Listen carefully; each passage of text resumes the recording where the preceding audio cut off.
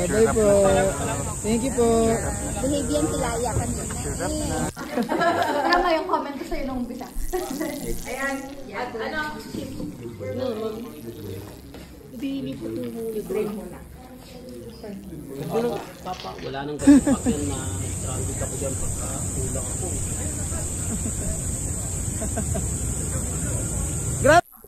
Welcome back mga kaaldab. Ito na naman po ang inyong lingkod, si Mr.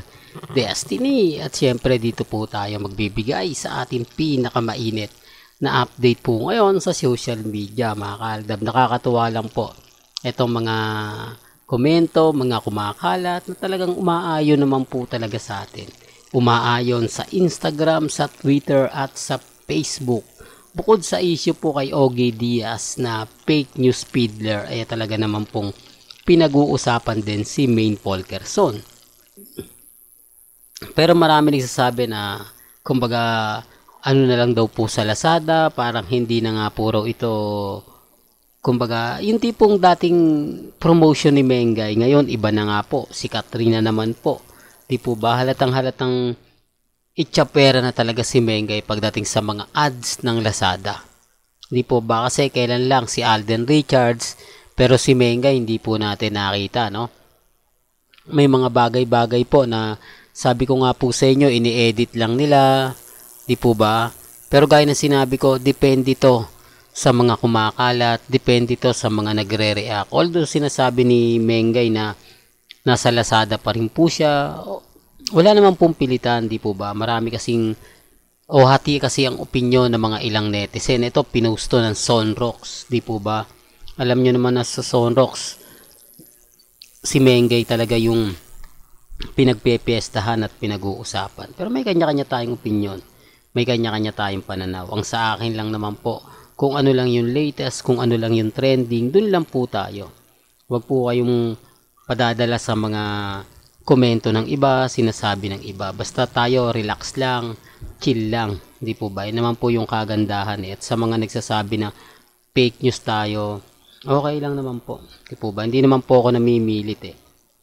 At never naman po tayong magpapa-apekto sa mga sinasabi ng iba at komento ng iba.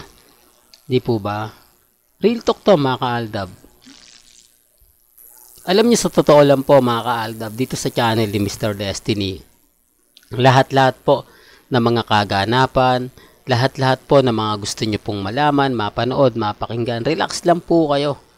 Di po ba? Yun naman po yung kagandahan niyo po sa channel ni Mr. Destiny. Real talk to mga kaaldab. Pero bago natin ituloy, kung bago ka lang sa channel na to, at isa kang true-blooded Aldab Nation na nagmamahal po kay Mengay at Isoy, tama po ang channel na pinuntahan mo, kaya consider na po kitang bagong subscriber. At huwag mong kalimutang i-share ang mga video po natin sa mga mami, sa mga titas, at sa mga senior. Remind ko lang po pagdating kay Mengay, alam nyo naman po na si Mengay yung pinakamaingay ngayon sa EAT. Sabi nga ni Henyo Master Joey De Leon, dapat ikaw na lang ang tinatanong ko.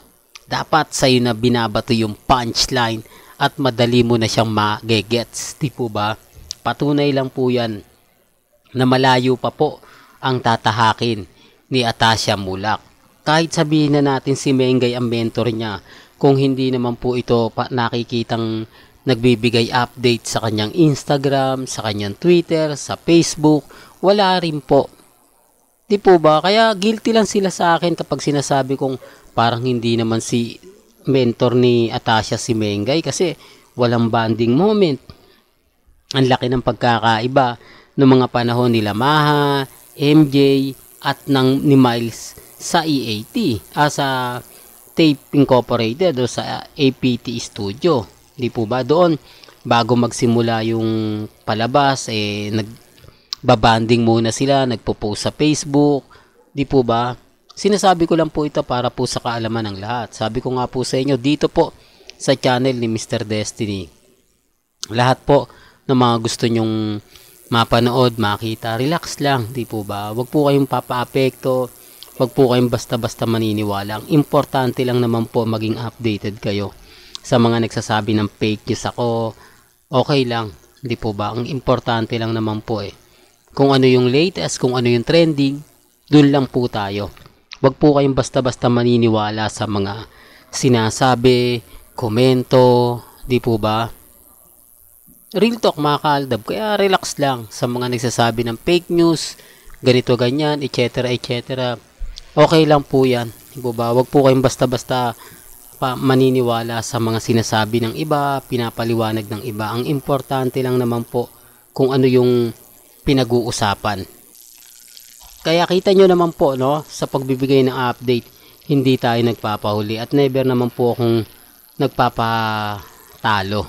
Di po ba? Kaya dun sa mga magsasabi ng ganito, magsasabi ng ganun, relax lang. Di po ba? Wag po kayong basta-basta magko-komento na, naku, fake news yan, Mr. Destiny yan, wag nyong paniniwalaan yan. Okay lang. Hindi naman po ako namimilit eh. Kung ano lang po yung pananaw po natin, kung ano lang po yung mga sinasabi ko, okay lang po yan. Kaya sa mga update po, maya-maya lang tignan po natin kung ano na nga po ba, kasi bali-balita na naman na back to gym na naman po si Alden Richards. Di po ba? Yun naman po yung kagandahan sa kanya, parang normal lang. Tapos pansin nyo po ba na nasa Nubali ngayon si Alden Richards? Yun ang pinaka-latest post ni Risa sa kanya. O yung sasakyan po. Kaya lang syempre nakapagtataka lang bakit nga po niya dinilit yung post niya. Baka iniisip ng iba na kailangan di wala dun si Alden, kailangan hindi makita yung sasakyan dun ni Alden, di po ba? Sabi ko nga po sa inyo pagdating sa mga update sa Instagram, sa Twitter, sa Facebook, kampante lang po kayo. Maging matatag lang po kayo. Kasi ako, masaya po ako sa mga nakikita natin.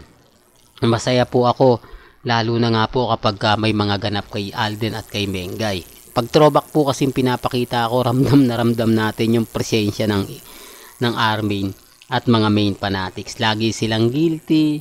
Sinasabi nila, throwback na naman yan. Wala bang bago, Mr. Destiny? Updated naman po tayo eh. Sila lang naman yung hindi. Sila na naman po yung kumbaga nagsasabi na hindi tayo updated. Pero alam po nila at sa pananaw po nila na lahat ng mga binabato ko latest. Di po ba? Ngayon trending talaga si Ogie Diaz. Kahapon pa to, no? Grabe. Hanggang kailan kaya to magiging trending? Well, hanggang dito na lang po yung updates natin mga kaaldab. Kaya kung gusto nyo pa po ng pinaka-latest at sariwang update, abay tumutok lang po kayo dito sa channel ni Mr. Destiny para updated po kayo sa mga latest at sa mga bagong video po na ilalabas po natin maya-maya lang. Hanggang sa muli, salamat po sa panonood at pakikinig.